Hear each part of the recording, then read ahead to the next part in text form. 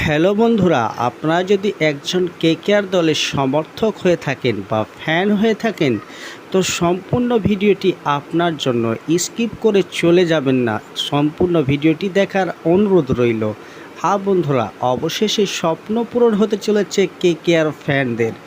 মুম্বাইয়ের ম্যাচে আগে এলো সুখবর। হ্যাঁ বন্ধুরা, কেকেআর ফ্যানদের জন্য এলো একটি সুখবর।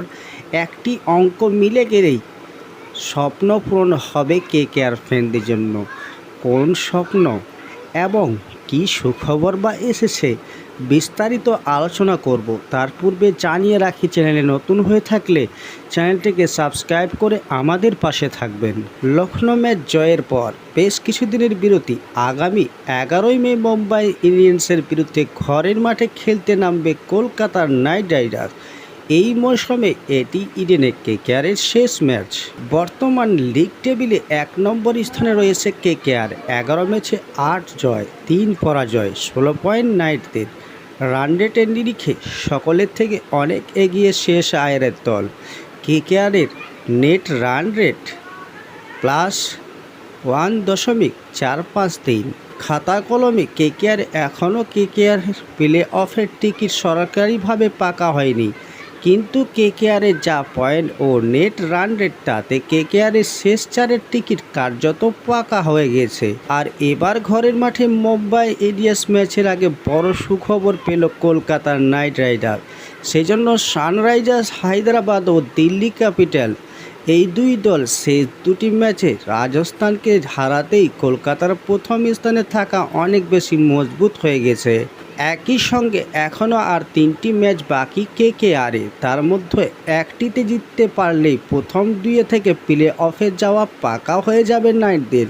আর এই একটি ম্যাচ জিতলেই কেকেআরের পয়েন্ট হবে 18, যেখানে কেকেআরের সুযোগ রয়েছে 22 পয়েন্ট শেষ করার। ফলে রাজস্থান বাদে অন্যান্য যে দল প্লে অফের লড়াইয়ে রয়েছে তারা সব ম্যাচ জিতলে সর্বোচ্চ 18 পয়েন্ট শেষ করবে।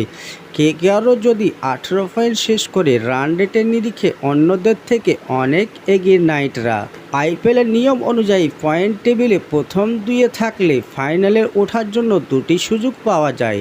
ফলে কেকেআরের আরও একটি ম্যাচ জিতলে প্রথম 2 থেকে প্লে অফে যাওয়া কার্যত নিশ্চিত হয়ে গেছে। হ্যাঁ বন্ধুরা, আসল কারণ হচ্ছে রাজস্থান এবং সানরাইজার্স হায়দ্রাবাদ হারার কারণে আজকে কেকেআর শীর্ষে চলে গেছে পয়েন্ট তালিকায় এবং 1 নম্বরে চলে গেছে, এবং রান রেটও কিন্তু কেকেআরের ভালো, যার জন্য আরেকটি ম্যাচ জিততে পারলেই কলকাতা নাইট রাইডার্স প্রথম প্লে অফে 2 নম্বর স্থানে থাকবে। আর যদি 3টি ম্যাচের মধ্যে 3টি জিততে পারেন তারা 22 পয়েন্ট নিয়ে সর্বশীর্ষে থাকবে। এটাই ব্যাপার।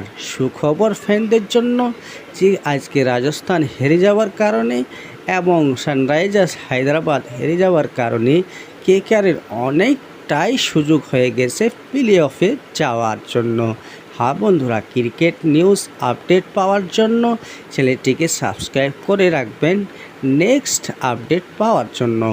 ধন্যবাদ।